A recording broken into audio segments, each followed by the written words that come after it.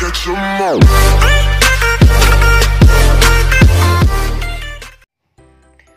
assalamualaikum warahmatullahi wabarakatuh.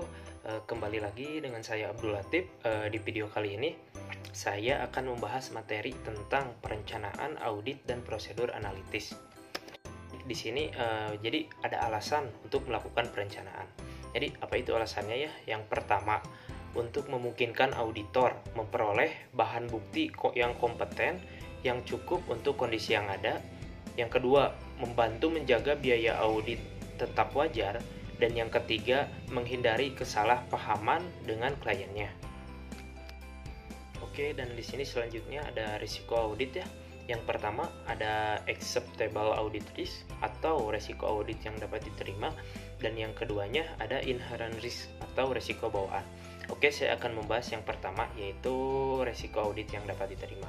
Jadi, seberapa besar keyakinan auditor dalam menerima kemungkinan adanya salah saji dalam laporan keuangan setelah pengauditan selesai dilaksanakan dengan opini yang wajar tanpa pengecualian atau unqualified atau telah diterbitkan. Dan yang keduanya ya resiko bawaan, yakni seberapa besar keyakinan auditor atas kemungkinan salah sajinya dalam saldo akun sebelum mempertimbangkan efektivitas pengendalian internal. Oke, dan di sini selanjutnya ada perencanaan audit dan perencanaan pendekatan audit.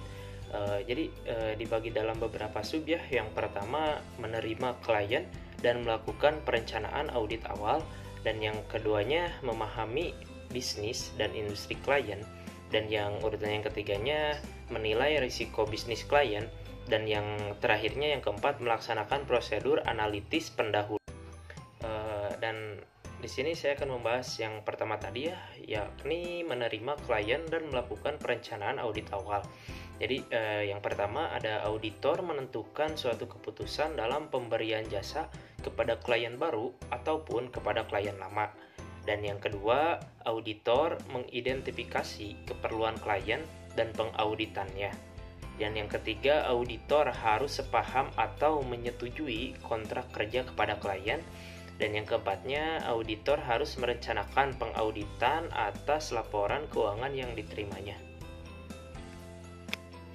Oke, dan sub yang selanjutnya ya, di sini ada memahami bisnis dan industri klien.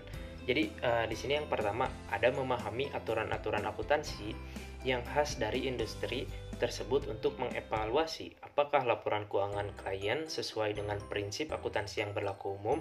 Dan yang kedua, mengidentifikasi risiko dalam industri yang akan mempengaruhi risiko audit yang dapat diterima. Dan yang ketiganya, agar dapat mengidentifikasi risiko bawaan tersebut. Oke, dan sub yang selanjutnya di sini ya ada menilai risiko bisnis klien. Jadi risiko bisnis klien di sini itu ada beberapa ya. Yang pertama gagal mencapai tujuannya, dan yang kedua kemajuan teknologi baru, dan yang ketiganya salah saji material dalam laporan keuangan tersebut. Dan sub yang terakhirnya yaitu ya prosedur analitis pendahuluan. Jadi di sini itu prosedur analitis awal dilakukan agar auditor dapat memahami dengan lebih baik bisnis klien. Dan selanjutnya prosedur yang dapat digunakan adalah dengan membandingkan rasio-rasio klien dengan industri atau kompetitor. Dan juga ya dalam prosedur analitis di sini tuh ada tahap perencanaannya, dan juga ada tahap pengujiannya, dan juga ada tahap penyelesaiannya.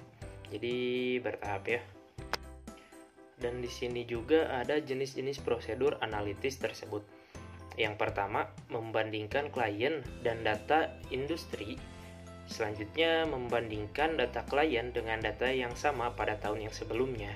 Dan yang selanjutnya, membandingkan data klien dengan hasil.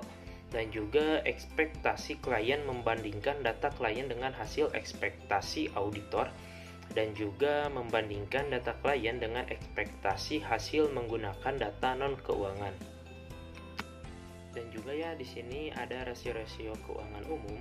Jadi prosedur analitis auditor sering menggunakan rasio keuangan yang umum selama perencanaan dan penelaahan akhir dalam pengauditan atas laporan keuangan.